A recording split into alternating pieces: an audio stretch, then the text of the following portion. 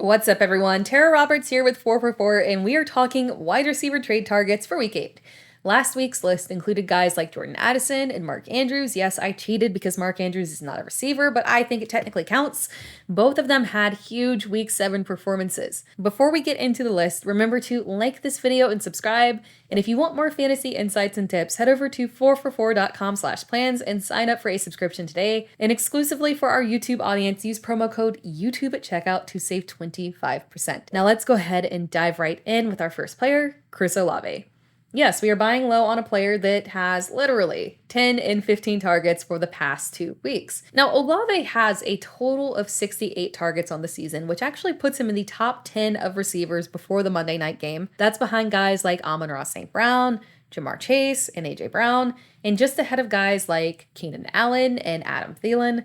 But despite being on par with these receivers in terms of targets, there is one massive difference that separates Olave from this group: fantasy points. Whereas the aforementioned receivers are all averaging over 20 fantasy points per game in PPR, Olave is averaging just 13.2 fantasy points per game in PPR. The combination of lack of yardage and lack of touchdowns just puts Olave in a difficult position.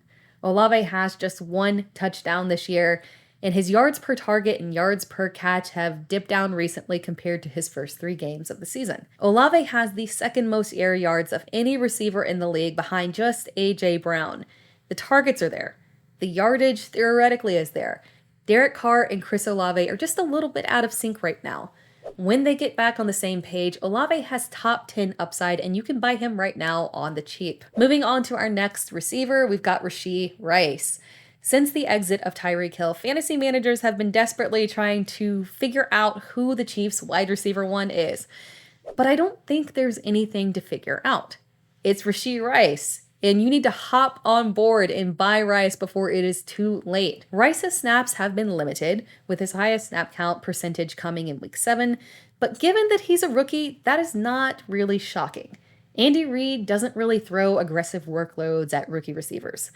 But for comparison, Rice is already miles ahead of that usage for Sky Moore, the usage that he had his rookie season in both snaps and targets.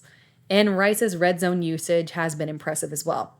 Rice has also had more fantasy points per snap than any other Chiefs receiver, even Kadarius Toney, which is impressive considering the Chiefs literally schemed to have increased production on a limited snap count for Toney. There's only so long Andy Reid can limit Rice when he's so clearly above and beyond the entire Chiefs receiving core. Buy Rice right now before he has that true Rookie of the Year type of breakout. Next up is Marquise Brown.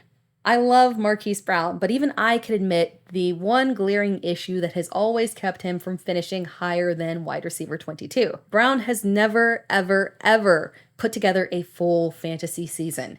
Something has always just been slightly off. Brown goes through incredible spurts where he has true top 5 ceiling, and then he goes through painful lows where he is just a low-end wide receiver 2, wide receiver 3.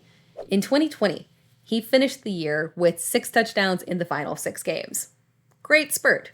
In 2021, he started off the season averaging nearly 19 fantasy points per game weeks 1 through 9, but he averaged less than 10 fantasy points per game weeks 10 through 18. In 2022, he got off to a fantastic start as the overall wide receiver 5, averaging 18 fantasy points per game in PPR, before getting injured and coming back to a horrible quarterback situation, averaging under 8 fantasy points per game. But if the trend that we've seen with Brown throughout his entire career continues, he might just be one Kyler Murray return away from going to one of those epic top 5 runs that he's had before. And wouldn't you know it, Kyler Murray could be returning as soon as Week 9.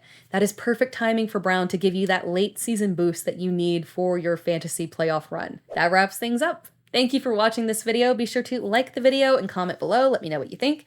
And if you want more fantasy insights and tips, head over to 444.com/plans and sign up for a subscription today. And exclusively for our YouTube audience, use promo code YouTube at checkout to save 25%.